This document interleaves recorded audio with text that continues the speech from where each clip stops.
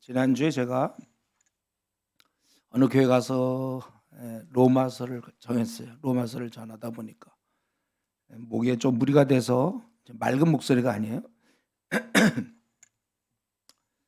그렇게 되기를 이제 기도할 뿐이고, 우리 야고보서를 지난번 한 번 하고 또 지난주 쉬었기 때문에 약간 복습을 하고 전체적인 흐름을 말씀드리고 오늘 본문 19절부터 시작하겠는데, 야고보서는 뭐냐면 그 당시에 핍박당하던 성도들, 그들에 대해서 이 고난에 대해서 어떻게 받아들여야 되는가.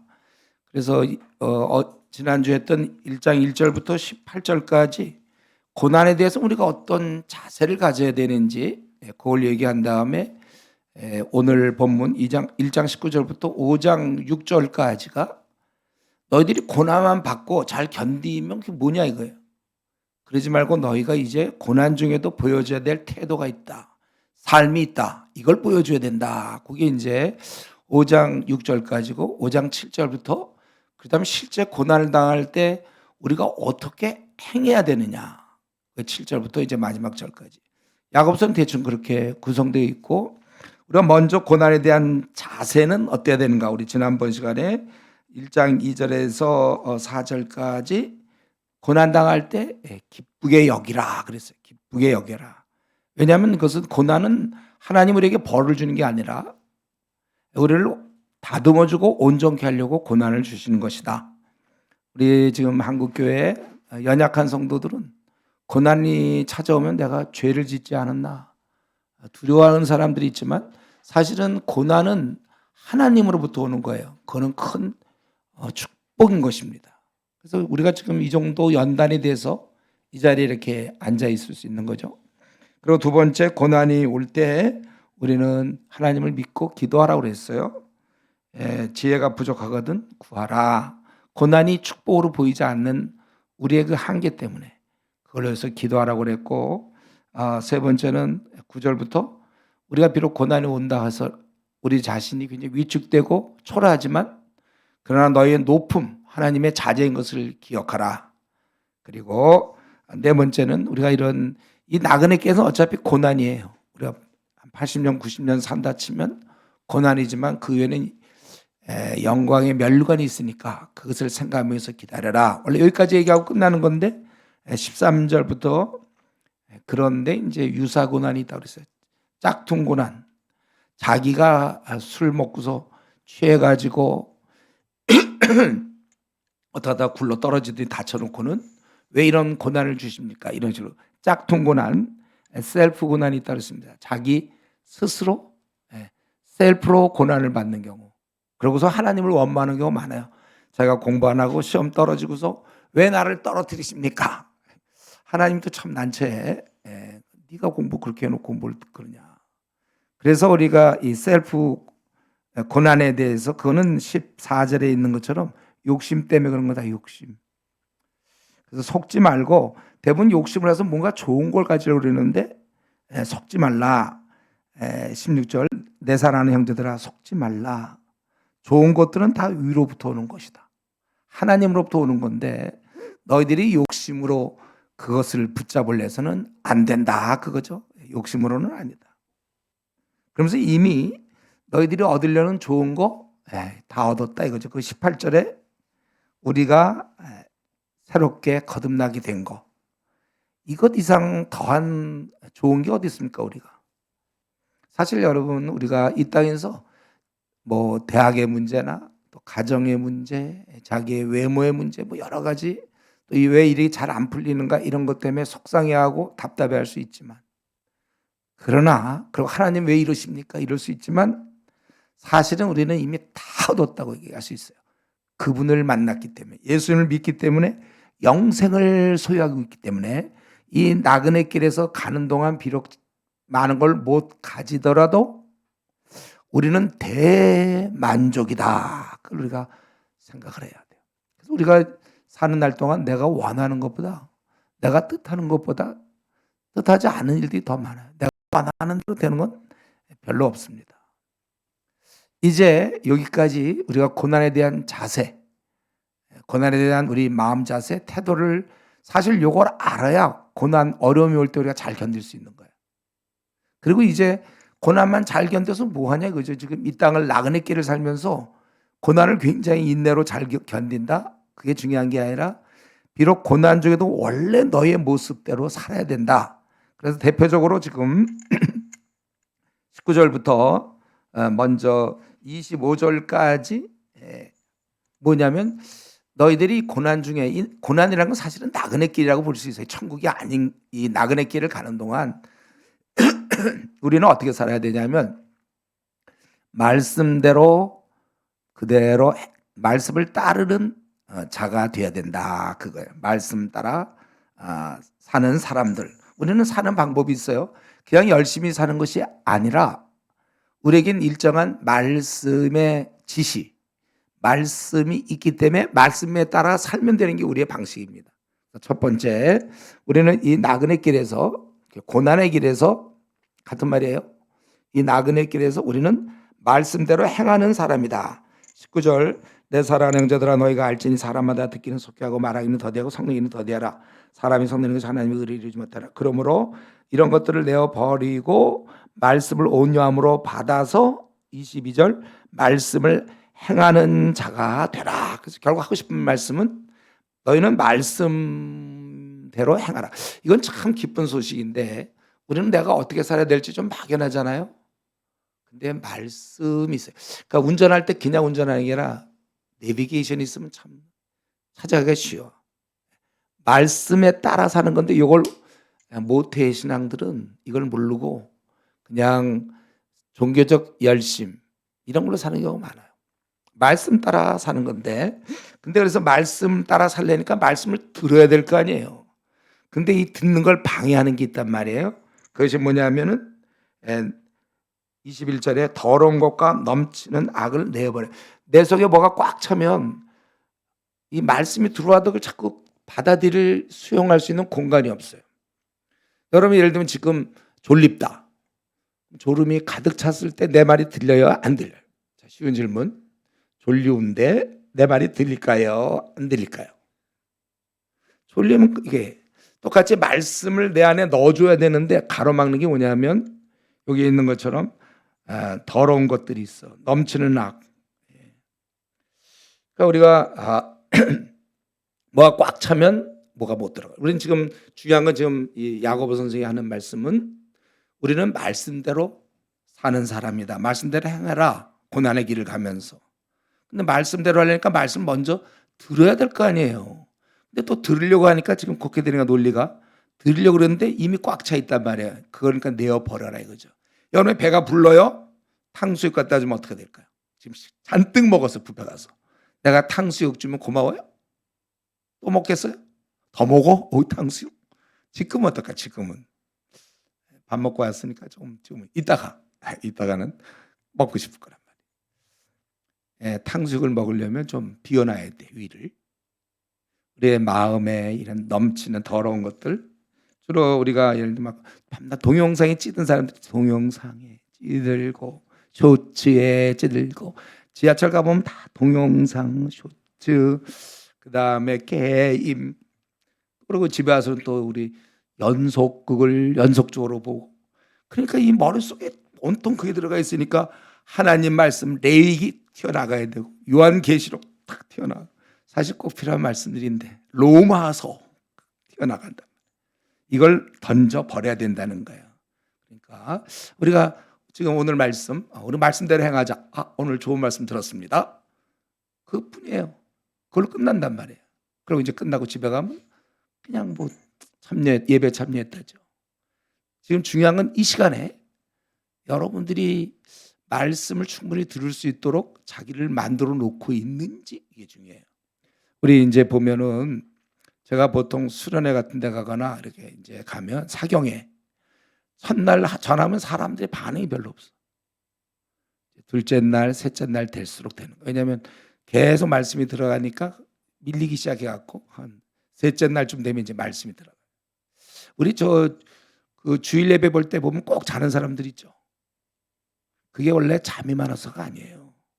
말씀이 들어갈 만한 구석이 없어. 왜냐하면 그 전날 토요일까지 막 그 뭐 영화 같은 거 보고 쇼츠 보고 주인공의 멋있는 모습이나 사랑의 뭐 달콤함 뭐 이런 걸로 꽉 차 있다가 아침에 자고 나서 딱 아침에 가서 딱 앉아 있으면 설교 중에도 막 그런 게 떠오르거나 이게 안 된단 말이에요. 그러니까 그는 그냥 우리 저 시험 공부한다고 해도 어떤 애들은 딱 맑은 정신에 그냥 집중해서 공부하는 사람이 있고 어떤 사람은 이렇게 갖다 놓고 그냥 뭐 연필 굴리면서 뭐 그냥 시간만 끄는 사람들이 있어. 하나도 몰라. 이제 내가 실제로 경험해 봤어요. 신대원 다닐 때 어떤 전도사님 그냥 밤새도록 공부했어요. 아침에 이제 난 자고 있었는데 아침에 일어나서 박관쌤 저는 하나도 모르겠습니다 그러더라고요. 뭐 한 거예요? 그냥 있는 거예요.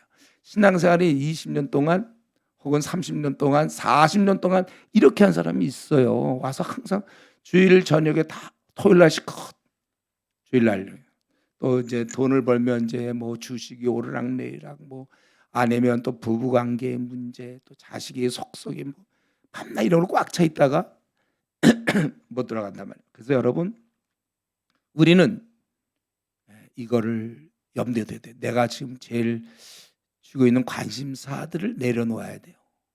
마음을 비워놓으셔야 오늘 이 말씀도 들어가는 거예요. 이게 그래서 억지로 우리가 막 기도하는 거지. 제발 지금 이런 상태니까. 그래서 여기 보면 듣기는 속히하라. 이게 19절에 다시 한번 내 사랑하는 형제들아 너희가 알지니 사람마다 듣기는 속히하고 이거는 배우려는 마음을 가지라. 듣기를 속히한다는 것은 배우려는 마음을 가지라 이거죠. 말하기는 더디하며 자기 생각을 자꾸 내세우지 말고 또 성내기도 자기 생각과 다르다고 그러지 말고 좀 차분한 상태가 된 상태에서 그래서 그런 상태에서 우리는 말씀을 받아야 되는데 말씀을 받을 수 있도록 자리를 잘 비워놔라. 그래서 너 영혼을 능히 구원할 바 마음에 심어진 말씀을 여기 마음에 심어진이라는 게 원어로 보면 이게 이제 형용사예요. 마음에 이렇게 그 새겨진 이미 우리 안에 접목된 그러한 말씀을 우리가 온유함으로 잘 받아야 된다. 그래서 왜 말씀을 받냐면 그래서 또 있어요. 말씀을 받는 게 중요한 게 설교를 잘 듣고 성경 공부하는 게 중요한 게 아니라 그것을 행하라 그거예요. 무슨 어려운 자가 설교하는 게 아니죠. 말씀을 잘 듣고 행하면 된다. 여기 우리가 살 수 있는 방법이에요. 우리는 기준이 있어요. 방법이 있지. 그냥 하나님께서 우리 보고 니들 열심히 살아라 이렇게 안 했어요. 살 재간도 없고 우리는 말씀을 주셨어요. 이 신구약 66권 말씀을 우리한테 주셔서 그 말씀만 따라서 하면 아주 쉬운 거예요. 그렇게만 하면 돼요. 근데 이제 저는 이 말씀 더 나가기 전에 제가 이제 아주 고민하는 부분, 이 한국 교회를 5만 개의 교회를 생각하며 우리나라에 대략 한 600만 성도가 될까? 성도를 생각하면서 제일 제가 안타까운 부분은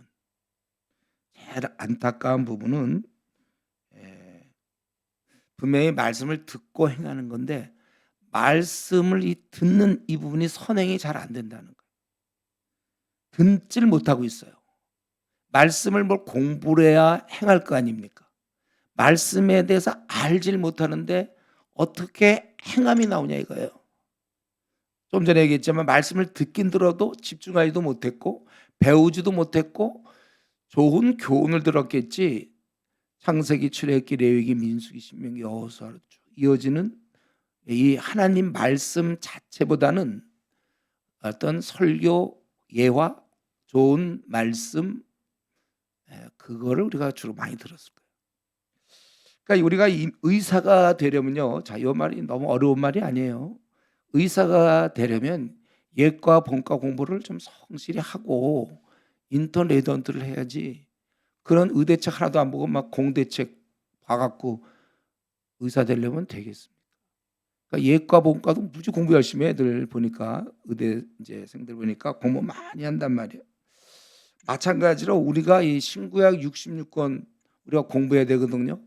이게 우리 예과 본과 때 애들이 전공서 공부하는 거랑 비슷해요. 또 다른 말로 하면 우리가 신구약 66권을 공부하는 바탕 속에서 행함이 있어야 되는데 66권에 대해서 거의 연구가 안 돼 있다는 거죠. 제가 늘 얘기하지만 제가 모태 신앙으로서 헤맬 수 있었던 것은 성경 66권 중에 빵권을 연구했기 때문에.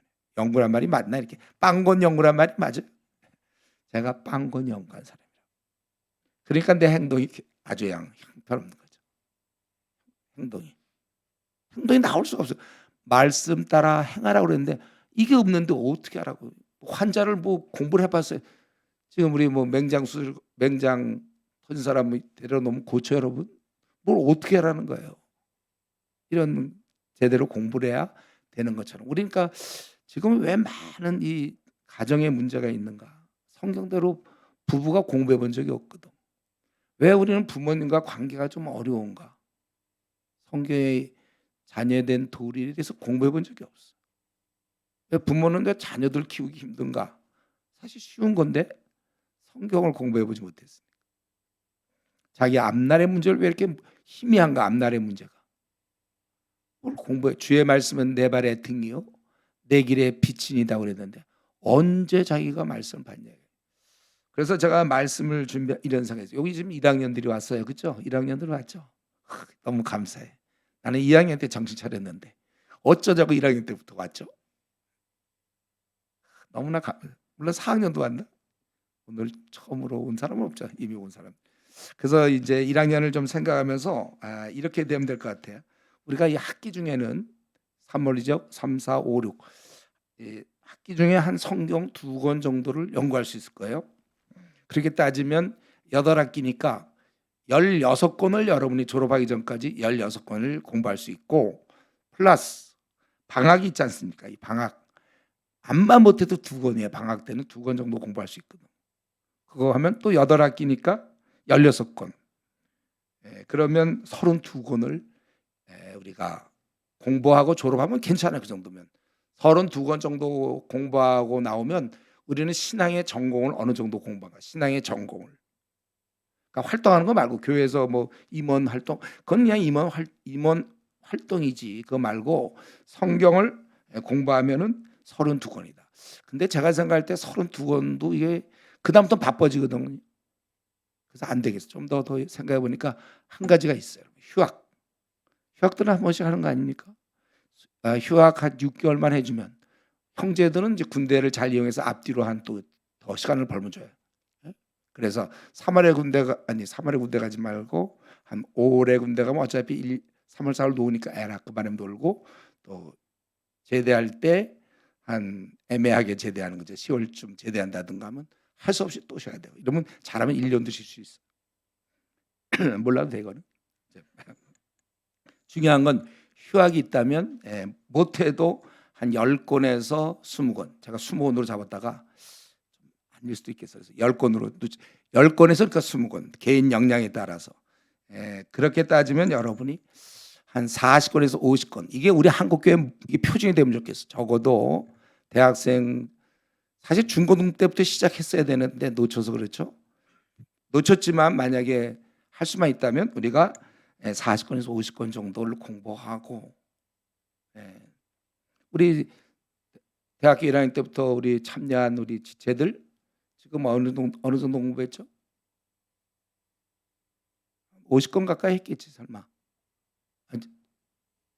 학생들은 아직 좀 어렵고 직장인 대학원 나오고 뭐 이런 그때 형제 물어보니까 거의 한 50권 가까이 한 것 같은데 지금부터 하여튼 해야 되는데 왜 이걸 왜 안 하는 이걸 왜 한국 교회가 놓치고 있는지 모르겠어요. 성경을 공부해야 될 거 아니에요, 우리가.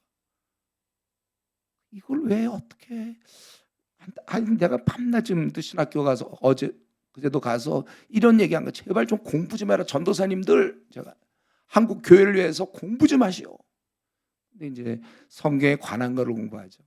그러니까 뭐 성경 역사 무슨 교회사 이런 거 많이 공부하거든. 언어에 대한 거 공부. 그건 좋아요, 그거는. 그렇지만 정작 성경 본문 그러니까 요한계시록을 몰라요, 전도사님들이. 아니 공부할 시간이 없어요. 다른 거 공부하느라고. 졸업하고 나오면 그 바쁜 목회 활동에서 언제 요한계시록을 공부하며 언제 뭐 스가랴서를 공부하며 에스겔서를 공부하겠어요. 신학교에서는 그런 거 공부 안 해요. 에스겔에 그 언제 쓰여졌는지 이거에 대해 자유신학자와 싸움, 또 앞당겼다 뒷당겼다 성경의 요 부분 갖고 싸우지 본문 갖고 얘기를 안 하니까. 그래서 왜 성도들이 요한계시록을 모르는가? 목회자가 요한계시록을 제대로 공부한 적이 없기 때문에. 그래서 신천지한테 정말 우리는 꼼짝없이 당하고 있는 거고, 우리가 유일하게 버티는 것은 신천지 아웃, 그거 갖다 붙이는데 신천지가 아웃이네 그러고 안 들어갑니까? 더 잘 들어가지. 그러니 한국교회 집 신천지한테 얼마나 넘어가는지 몰라요. 여기 1학년들 왔는데 사실은 너무 위태로워. 지금 신천지한테 걸리면 너무나 그럴듯하거든. 성경 갖고 얘기하니까. 우리는 성경 갖고 얘기하니까요. 다 엉터리로 배운 것들. 여러분들이 빠른 시간 내에 요한계시록도 공부해야 되고 로마서를 딱 준비해놔야 돼. 로마서와 에베소서 같은 거 준비해놓고 바울의 13개 서신 87장 그거는 빠른 시간 내에 공부해놔야 우리 최소한의 내 신앙을 위해서뿐만 아니라 방어를 위해서라도 그 정도는 공부해야 되는데, 이거 속절없이 그냥 계속 당하는 이 한국교회를 여러분 지금 내가 1학년이라 할지라도 좀 안타까이 생각해야 돼. 못 알아들어도 이거 진짜 뭔가 안타깝다 이런 생각을 해야 돼. 정말 안타까워 이거. 그래서 이렇게 이제 말씀을 우선 듣는 것부터 해야 돼요. 제가 남은 생 이거 하다가 생을 마치려고 그러는데 어떻게 하면 한국교회 성도들이 성경을 좀 들을까? 성경의 말씀을 좀 알까? 이 성경의 말씀을 알고 그 다음에 이제 행하는 거예요. 알고 행하는 건데 그래서 22절 너희는 말씀을 행하는 자가 되고 듣기만 하여 자신을 속이는 자가 되지 말라. 누구든지 말씀을 듣고 행하지 않으면 그는 거울로 자기 생긴 얼굴을 보는 사람과 같아서 제 자신을 보고 와서 그 모습이 어땠는지를 곧 잊어. 뭘 어떻게 고쳐야 되는데, 예를 들면 여기 뭐가 묻었다. 거울을 봐서 묻었네. 여기까지. 이걸 그냥이에요. 그냥 보기만 했다는 거예요. 자기의 이런 말씀을 듣고 행하지 아니하는 자는 말씀이 이렇게 가르치네. 그거예요. 그럼 끝나버리는 거예요. 그렇기 때문에 행해야 된다는데 이 행함이 없는 것은 결국은 속이는 것과 마찬가지다. 자신을 22절 속이는 자다. 이렇게 살아야 되는 거 알면서도 살지 않는단 말이에요. 여러분 우리가 알고 있다고 해서 다 그렇게 행합니까? 자기가 알고 있는 거? 이게 됩니다. 이러면 좀 이상하죠. 자기가 알고 있고 이렇게 살아야 되는 거 알지만 잘 안 되잖아요. 그래서 우리가 이걸 고백해야 돼. 로마서 8장 13, 14절. 내 힘으로는 이게 안 되고 성령의 힘으로 되는 것이다. 그래서 성령 충만해야 되고, 이 말을 다르게 말하면 기도 생활을 해야만 할 수 있다는 거예요. 평소에 용기 하나도 없고 그냥 수줍고 아주 굉장히 소심한 그런 사람이 술을 먹잖아요. 만취가 되면 그다음 막 기꺼이 다니면서 막 노래 부르고 막 노상방뇨하고, 이게 제정신입니까? 술정신이지. 내가 원수를 사랑한다? 있을 수 없어요. 근데 내가 그를 사랑할 수 있는 거는 내 정신이 아니고 내 힘이 아니라 위로부터 오는 새 힘, 성령의 힘으로 사랑할 수가 있는 것이고, 성령의 힘으로 이 게으름을 고치고 나의 어떤 음란함을 고치고 나의 어떠한 욕심들 이런 게 성령에 의해서 되는 거거든요. 말씀대로 제가 지금 뭘 얘기하는지 알겠죠? 놓치면 안 돼요. 말씀대로 행하라는 게 지금 성경의 말씀인데, 첫 번째 말씀을 제대로 본 적이 있느냐. 행하기는커녕 우선 말씀을 모르는데 또 말씀을 좀 안다 하더라도 할 힘이 있느냐. 그래서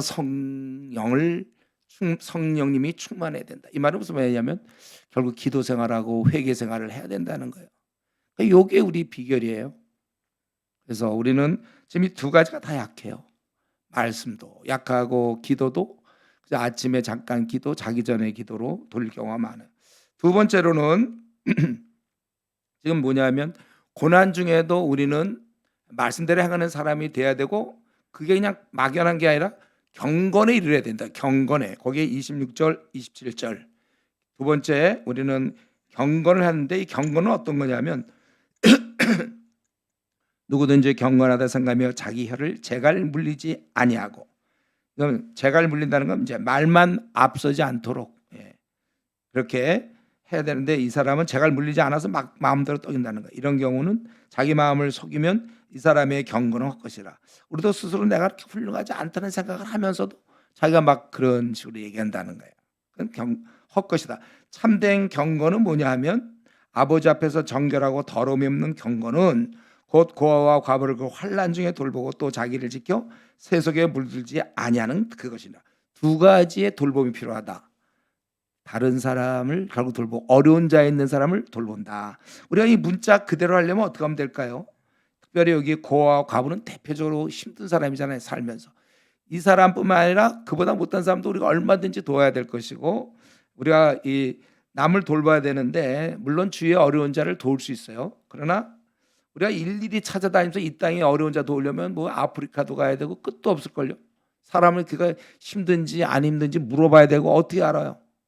그래서 여러분 우리는 이제 구제비를 책정하는 거예요. 그래서 구제비를 모아서 교회에서 이제 그런 구제비를 선하게 사용하고 정보를 많이 아니까 뭐 기아 대책도 있겠고 뭐 월드 컨션도 있겠고 뭐 네이버 뭐도 있겠고 다 이런 또 뭐 많이 있잖아요. 그런 단체들 그런 걸 뭐 도울 수도 있겠고 그래서 우리가 참된 경건은 정말 네가 하나님 앞에 올바른 자라면 당연히 이웃을 돌보면서 사는 게 맞고 근데 여기서 주의할 것은 이웃 사랑만 얘기하고 자기의 거룩함에 무관심한 것은 잘못된 신앙이에요. 내가 주님이라 한다고 뛰어다니면서 자기의 경건을 소홀히 하는 것은 극히 위험한 것입니다. 그러니까 나는 이제 내가 말씀대로 행하되 목표가 있어요. 경건하게 살아야 되는데 그것은 나그네께서 만나는 사람을 돌보면서 나는 계속해서 세상에 물들지 않고 내가 주님 앞에 나가는 것이다. 세상에 물들지 않는 게 거룩이잖아요. 그래서 남을 돌보는 건 우리가 일일이 만나는 사람 돕고 그렇지 않은 경우는 내 재정 중에 아주 적은 거라도 구제비에 좀 하면서 도울 수 있겠고 그 다음에 자기를 돌봐서 세속에 물들지 여기서 경건하기 위해서는 세속적이지 말라고 얘기하고 있습니다. 이 말을 지금 잘 생각해 보세요. 지금 이런 생각하면 안 돼. 지금 1장 하고 있으니 2장 언제 끝나나 이런 생각하면 안 돼. 지금 중요해. 아니 그러고 빨리 해 내가 원래. 자 지금 뭐냐면 뭘 말씀하고 있냐면 하나님께서 우리가 말씀에 따라 행하라 그렇게 얘기하고 그리고 우리를 경건하게 살아라. 경건이라는 것은 혼자만 막 이렇게 뭐 어디 절간 같은 데 가서 혼자 이러는 게 아니고 옆에 있는 사람을 잘 돌보면서 어려움 처지에 있는 사람 꼭 물질뿐만 아니겠죠. 위로의 말도 건넬 수 있겠고 할 수 있는 거고 그러면서 중요한 건 너 자신은 세속적이면 안 된다는 거예요. 세속적이지 말라. 이 말을 우리가 어떻게 내가 그러면 세속적이지 않을 수 있을까? 여기 27절에 또 자기를 지켜 세속에 물들지 아니하는 거죠. 우리가 지금 세상에 살고 있으며 세속적인 세상에 살고 있으면서 어떻게 우리가 세속적이지 않을 수 있을까? 제가 이걸 좀 생각해 봤는데 그거는 이거예요. 딱 한 가지. 경건한 비록 아주 세속적인 사회를 살아도 내 주위에 경건한 무리들과 같이 가면 돼요. 이거 한 가지 좋은 방법입니다. 경건한 무리와 어울리는 거예요. 제가 좋아하는 말씀이 있다 한번 찾아볼까요? 디모데후서 2장 22절 제가 대학 시절에 제 창가에 제 책상 옆에 붙인 말씀 디모데후서 2장 22절 졸리운 사람도 이런 건 할 수 있죠. 찾는 거에 디모데후서 2장 22절 같이 한 목소리 읽겠습니다. 내가 디모데후서 2장 22절 내가 다 같이 정욕을 피하여 주를 깨끗한 마음으로 부른 자들과 함께 위한 믿음과 사랑과 화평을 그렇게 되어 있죠. 우리가 청년의 정욕, 욕심과 성욕과 생의 자랑과 남과의 비교하려는 그런 마음 이런 모든 것 다 버리고 청욕을 버리고 그리고 주를 깨끗한 마음으로 부른 자들과 함께 의한 믿음과 사랑 화평을 쫓아라 이렇게 돼 있어요. 여러분 이 말씀을 가볍게 보는 사람이 많아요. 원래 이 경건한 무리와 어울리려고 힘써 노력해야 하는데 뭐 그냥 어떻게 친구 관계가 이렇게 됐습니다. 그냥 이렇게 내 의지랑 관계없이 내버려 두는 사람이 있어. 자기가 의지를 발동하여 경건한 무리와 어울릴 생각을 해야 되는데 뭐 걸리면 다행이고 내 친구 중에 굉장히 신앙생활 열심히 하는 사람이 있어. 뭐 그 정도로 끝나는 경우가 있는데 그게 아니고 적극적으로 내 주위에 신앙생활을 바르게 하는 사람, 에, 청년의 정욕을 버리고 이미 그거 함께 가는 게 아니라 청년의 정욕을 버리고 주를 깨끗한 마음으로 부르는 자들, 그런 자들과 함께 의아한 믿음과 사랑과 화평을 좇는 거예요. 그래서 우리는 이런 면에서 저는 그걸 묻고 싶어요. 1학년도 그렇고 고등학생 때도 마찬가지고 적극적으로 신앙 좋은 사람을 찾는가? 그들과 함께 어울리라고 그랬잖아요. 이 말씀을 잘 안 지키고 그냥 친한 친구랑 어울리는데 그 친한 친구가 예수님을 안 믿어. 교회 안 다녀요. 거기에 영향을 받는 거예요. 청년의 정욕을 피하고 주를 깨끗한 마음으로 부르는 자들과 함께 의와 믿음과 사랑과 화평을 좇으라 이렇게 돼 있다는 거예요. 다니엘에게 있어서 새 친구는 너무나 귀한 겁니다. 자기를 지켜준 거예요. 자기는 속히 빨리 새 친구를 만드세요. 다니엘의 새 친구처럼 만드세요. 어디를 가나 직장을 가도 거기서부터 새 친구를 만나. 셋은 아니겠죠. 5친구면 더 좋겠지. 많을수록 좋아요. 그만큼 그 무리의 사람들의 그런 게 있잖아요. 무리가 움직이는 거. 대다수가 할 때 따라가기 쉽거든. 그러니까 신앙 좋은 친구들 많으면 더 좋은 거지만 제가 보기엔 최소한도 3명 아니면 양보하더라도 1명은 있어야 돼. 1명. 다윗의 경우에 요나단이 있지 않았습니까? 반면에 그 암논은 어떻게 됐어요? 암논은 결국은 압살롬한테 죽임을 당했죠. 왜냐하면 암논이 압살롬의 누이를 범했잖아요. 강간을 했어요. 그렇죠? 그래서 이 압살롬이 기회를 기다리다가 암논을 죽였는데 암논이 왜 그렇게 되었습니까? 사무엘하 우리 지금 공부 다 했어요. 13장에 보면 그 요나답이라는 친구가 있어서 그래요. 친구가 이런 거예요. 친구. 어마어마한 영향을 주는 친구인데 겁이 없어요. 우리 지금 한국교회 중고등학생들 겁 없이 살아서.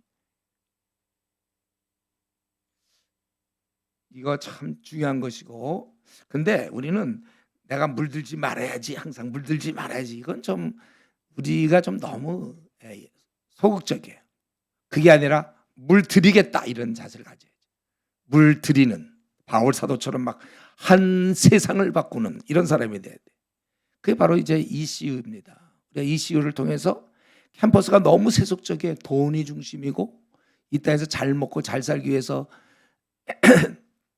자기들 막 스펙 준비하고 뭐 언어 준비하고 그냥 그러면서 다른 사람 무시하고 그냥 자기 인정받으려고 그러고 생애 자랑으로 가득 차 있는 이기적인 자기 중심적인 그런 곳에서 우리는 그들에게 물들지 않는다 그래서 할렐루야 만족 감사 이게 아니고 그들을 물들이는 선한 걸로 우리가 물들이는 십자가의 복음 그리스도의 향기를 뿜는 그런 자가 돼야 된다는 거예요.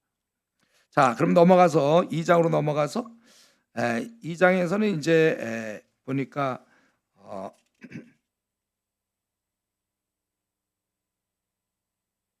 2장에서 이제 두 가지를 더 얘기했어요. 지금 우리 1장에서 지금 뭐 했냐면 믿음에 따라 행하는 사람이 되라.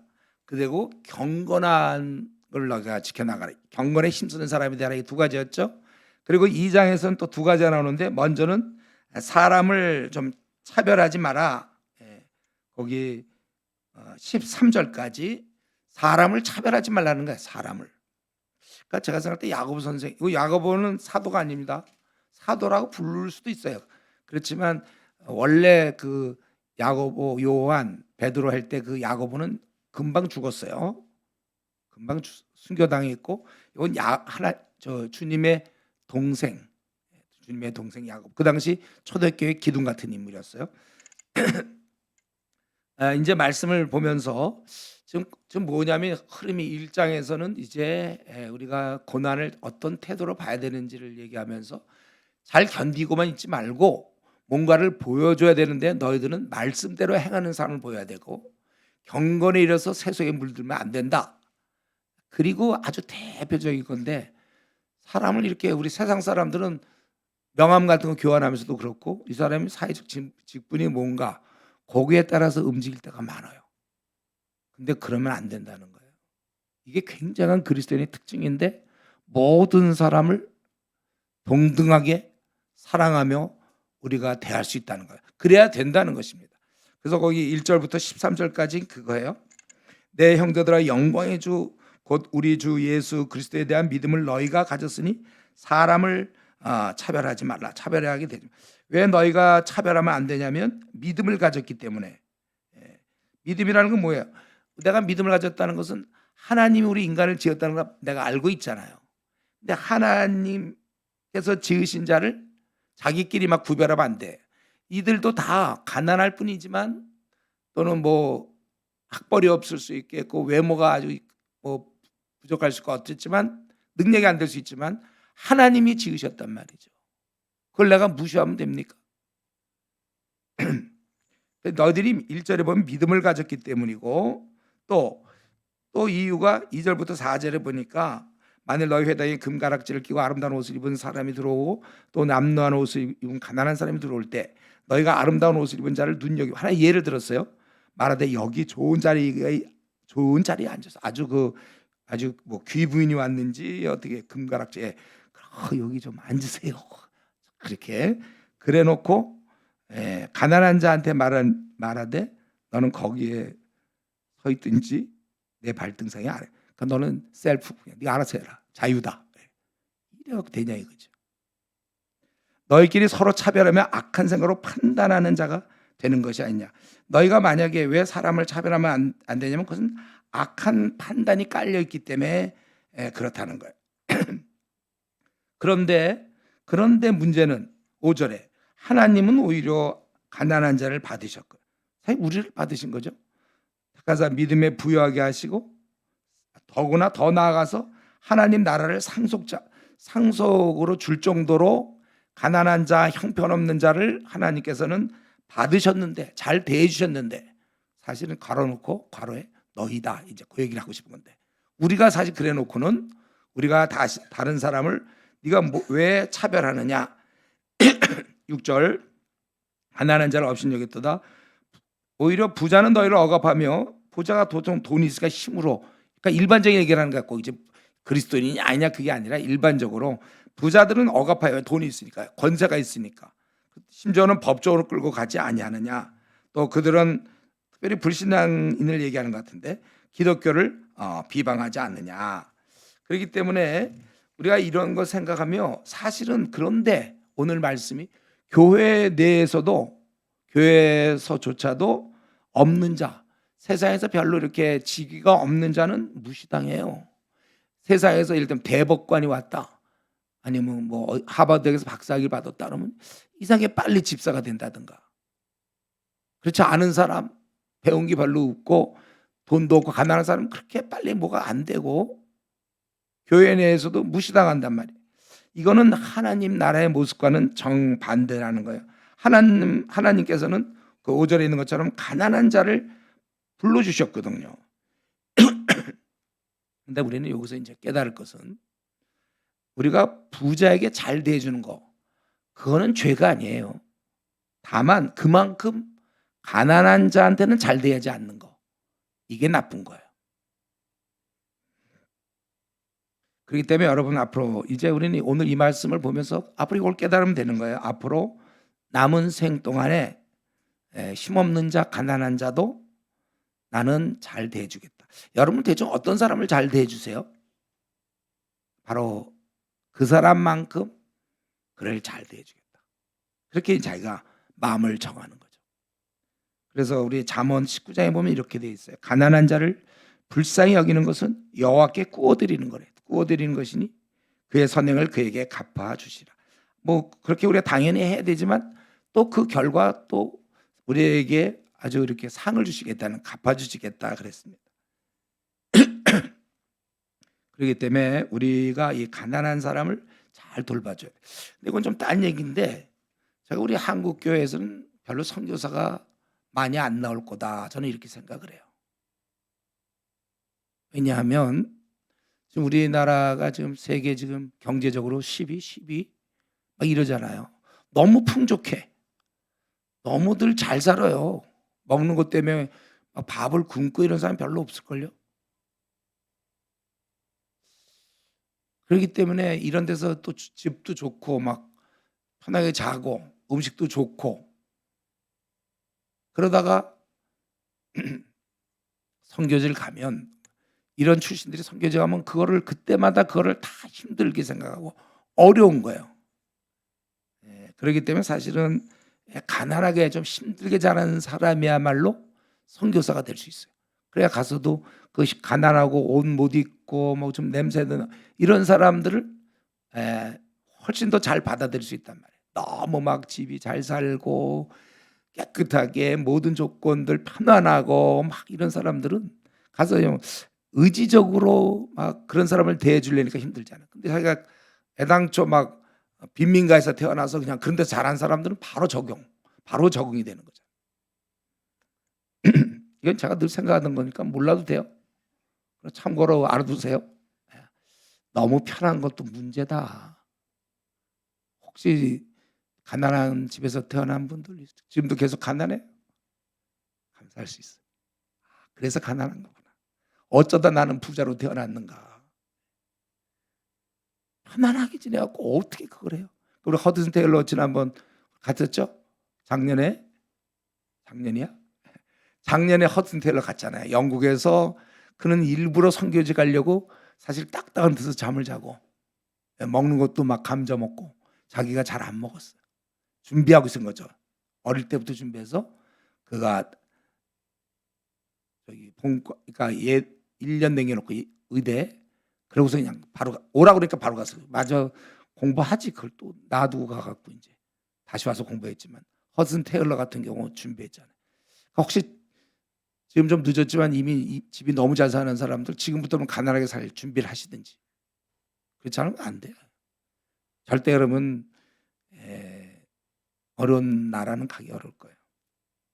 자, 그런데 지금 이제 얘기 약간 딴 데로 흘렀는데 우리가 왜 지금 2장에 들어오면서 차별하지 말라 그랬어요. 왜냐하면 믿음을 가졌고 그건 악한 판단이 되기 때문에 그랬다. 그리고 세 번째로는 그게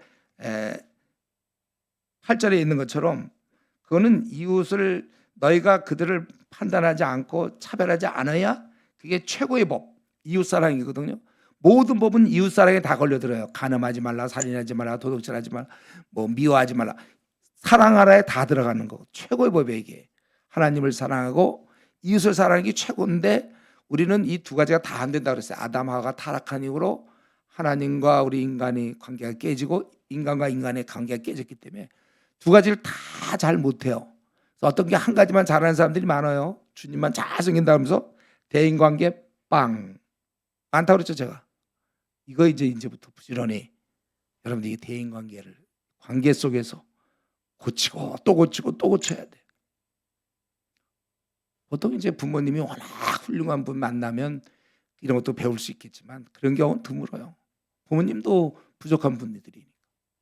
이거 이제 많이 노력해서 대인관계. 그래서 제가 생각할 때 대학 우리 1학년들 오늘 왔는데 4년 동안 전공부가 중요하죠. 그것도 중요하지만 이런 대인관계 빵으로 해갖고 졸업해서 되겠어요. 회사 가도 그건 안 되고 결혼을 해도 안 돼요. 관계를 못할 테니까. 안 돼. 사람과도 관계가 안 되고 혼자 지내려면 뭐 혼자 지낼 수 있지만 지금 여기서 최고의 법 이웃사랑이 잘하는 것이다. 근데 너희가 만약에 차별하면 그게 바로 죄를 짓는 거예요. 그래서 거기 온 율법을 지키다 10절에 그 하나를 범하면 모두 범한 자가 되나니 간음하지 말라 하시니까 또한 살인하지 말라 하셨죠.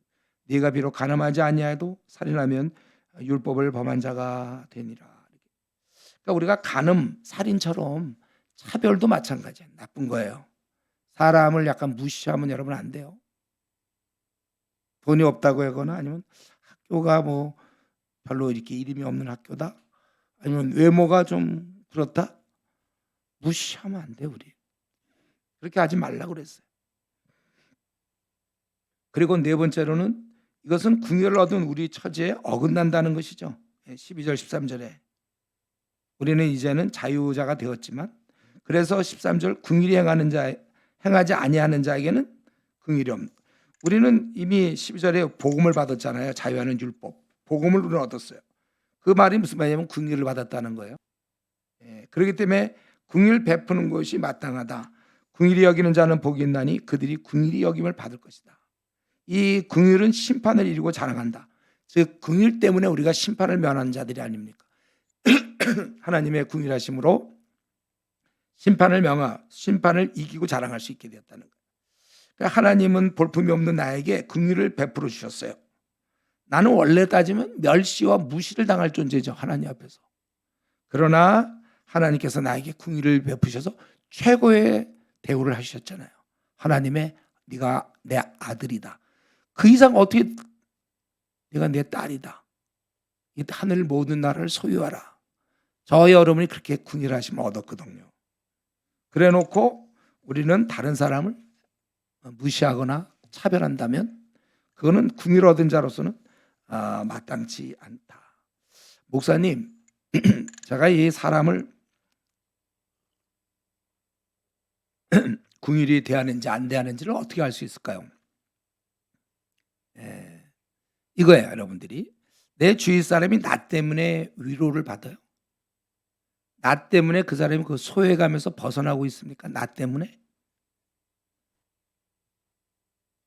그걸 우리가 생각하면 돼요. 좀 대접받는 느낌이 들까요? 나 때문에?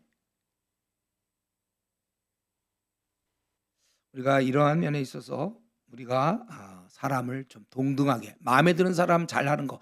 그래서 너무 제가 그 삼총사 막 이렇게 끼리끼리 모이는 거를 반대하는 이유는 우리가 이런 면에서 개발이 안 돼요.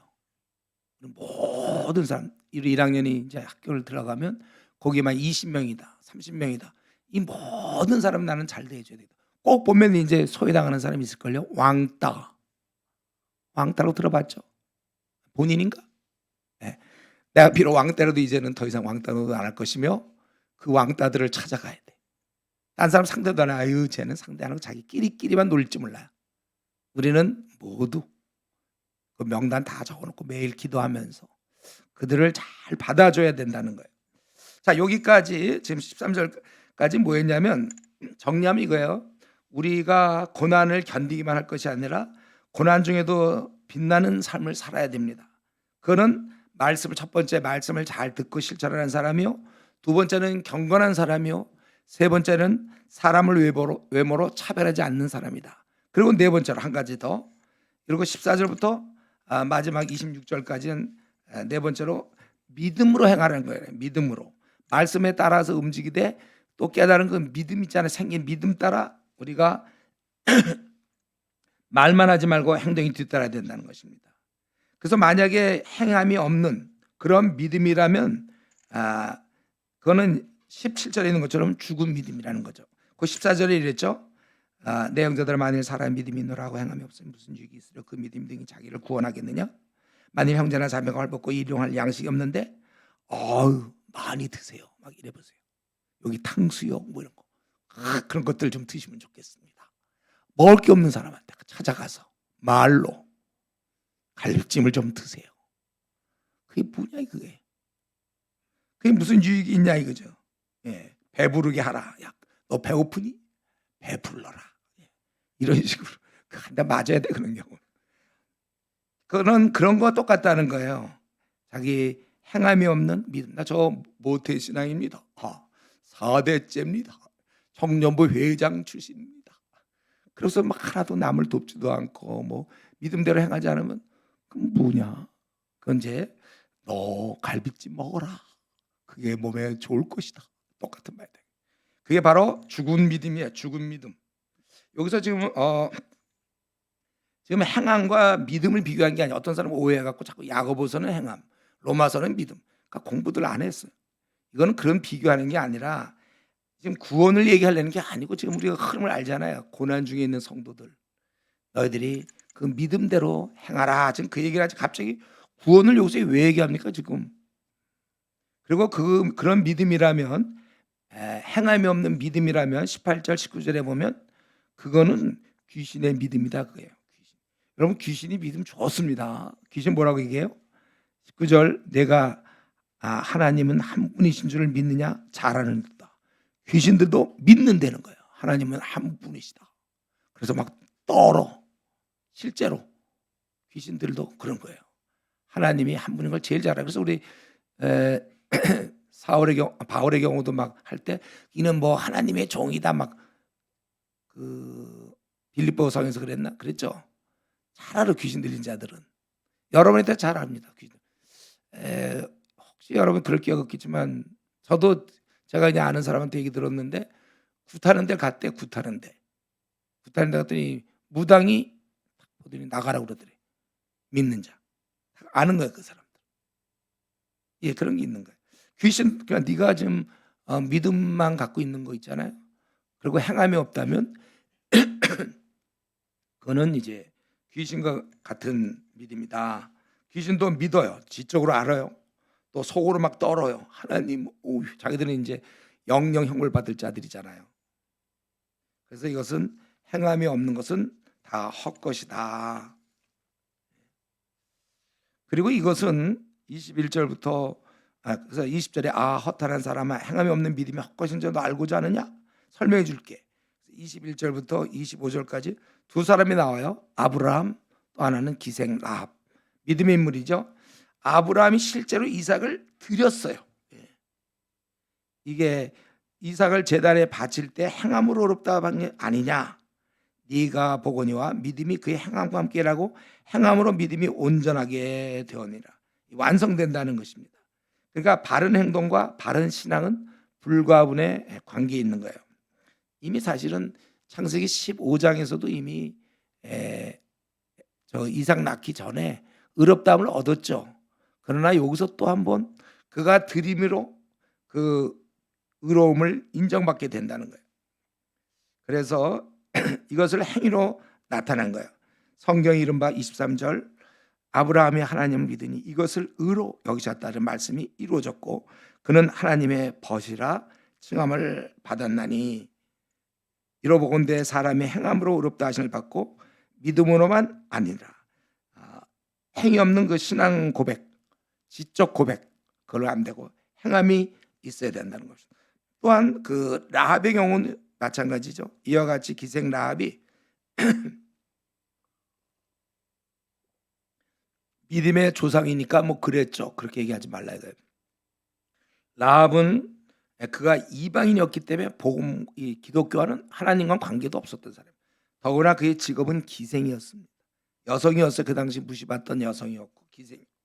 이러한 불리한 조건에서도 그는 사자들을 접대하여 다른 길로 나가게 할 때 이 말은 이게 뭐 대단한가?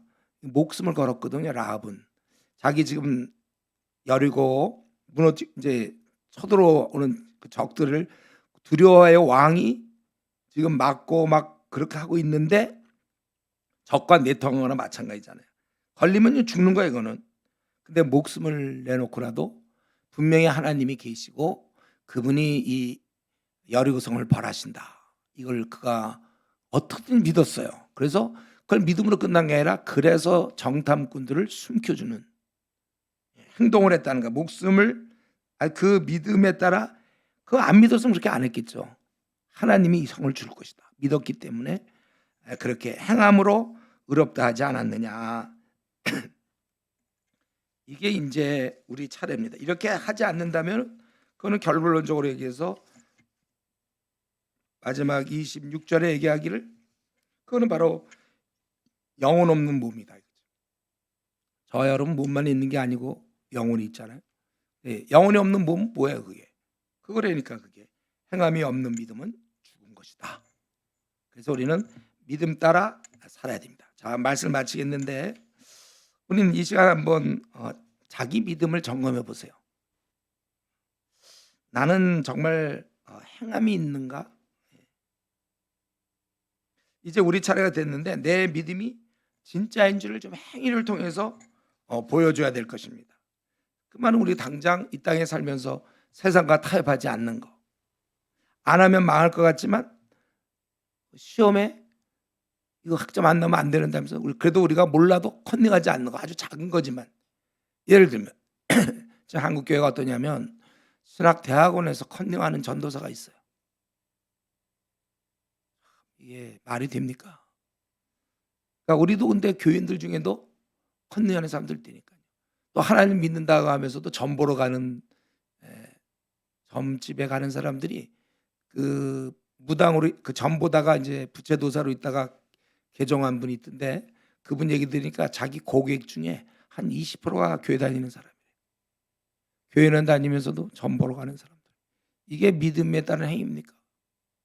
우리가 믿음이 정말 있다면 세상과 타협하지 말아야 된다고 알면서도 우리 이제 대학 때부터 시작해서 벌써 직장, 대학 직장에서 술들 먹어요. 술 안 먹으면 진급이 안 된대 잘. 그래도 하나님을 믿고 술 취하지 말라고 그랬으니 방탕함이라고 그랬으니 내가 술 취하지 말아야 되겠다. 이런 생각을 해야 되는데 진급이 안 될 것 같으니까. 세상과 타협하는 거 이게 다 믿음대로 행하는 게 아닙니다. 또 우리 많은 자매들이 안 믿는 자와 결혼하잖아요. 성경에 분명히 고린도서 7장 39절 주 안에서만 하라. 믿는 자와 결혼하라고 그랬지만 요즘 뭐 믿는 자가 없으니까 그냥 안 믿지만 사람이 참 착해요. 데이트할 때 착하지 않은 사람이 어디 있어? 그때부터 성질 부리는 사람 만났어요? 결혼하기 위해서 성질 부립니까? 다 착하지요. 순하지요. 언제까지? 결혼하고 나서 3개월 지날 때까지. 그 다음부터는 이제 어떻게 하나님 없는 사람이 어떻게 온전하며 착할 수가 있습니까? 그래서 우리 안 믿는 사람과 결혼하면서도 하는 말은 이건 뭐 여러분 하도 많이 들어서 이제 다 그만할까요? 전도하면 되죠.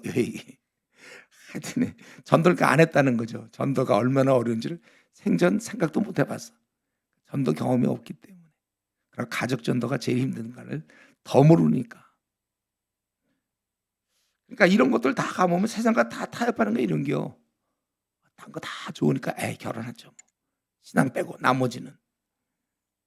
우리 뭐 지금 미국 사회나 서방에 우리나라도 마찬가지인데 성적 혼전 순결 문제도 사랑으로 지금 알고 있잖아요.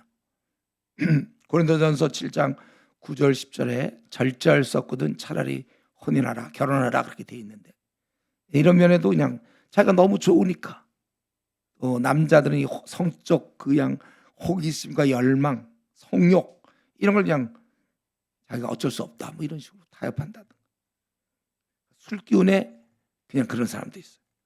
그러니까 사회에서는 또 뇌물을 주지 않으면 어떻게 되느냐. 또 어떤 경우는 주일 성수. 이제 주일 성수에 대해서는 제가 말라기서 3장에서 자세히 설명했는데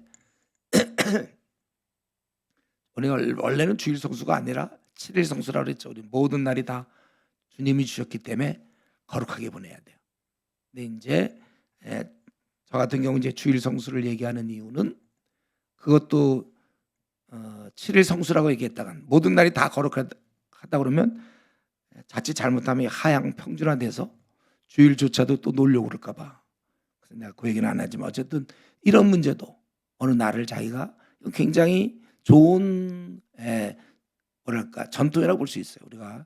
그런데 이제 그때 회사에서 나와서 뭐 아니면 돈을 벌어야 되기 때문에 뭐 가게 문을 연다든가 이게 다 타협이에요. 뭐 이런 것들 세상과 타협하는 거 아마 학생의 입장에서 타협할 수 있는 건 또 나름대로 있겠죠. 그건 여러분이 찾아야 돼요. 내가 이렇게 안 하면 안 될 것 같고 망할 것 같은 게 뭡니까?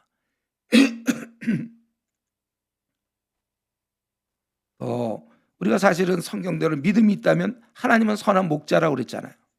근데 어째서 내가 앞날을 걱정하는 사람이 있어요. 4학년 때는 걱정하는 겁니까? 앞날 걱정?